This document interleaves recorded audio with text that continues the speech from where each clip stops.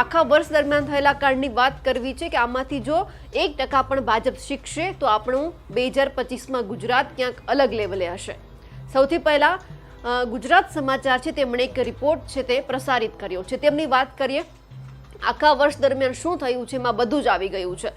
સૌથી પહેલા તો કહેવામાં આવ્યું છે કે 2024 ગુજરાતને ફળ્યું છે કે નહીં, તો 2024 ગુજરાતને નથી ફળ્યું. કૌભાંડ કાંડોને લઈને સરકારને બદનામી ઓહરવાની અનેક વખત એવી પરિસ્થિતિ ઊભી થઈ છે, અનેક વખત સરકારની બદનામી થઈ છે.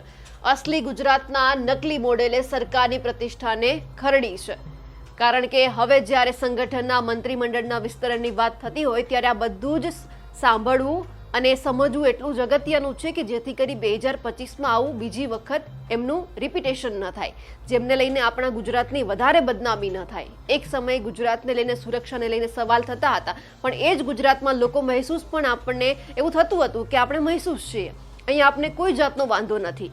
પણ થોડા સમયમાં એવું લાગવા માંડ્યું કે ગુજરાતમાં તો સુરક્ષા છે જ નહીં, અસુરક્ષા છે. એ શા માટે? તો આટલા જે કાંડ છે બધી જ વાત કરીએ. સૌથી પહેલા ખ્યાતિકાંડ, આયુષ્માન કાર્ડ કૌભાંડ, ગેમ ઝોન અગ્નિકાંડ સહિતની ઘટનાઓએ સાબિત કર્યું કે સરકારની વહીવટી તંત્ર પર પકડ નથી.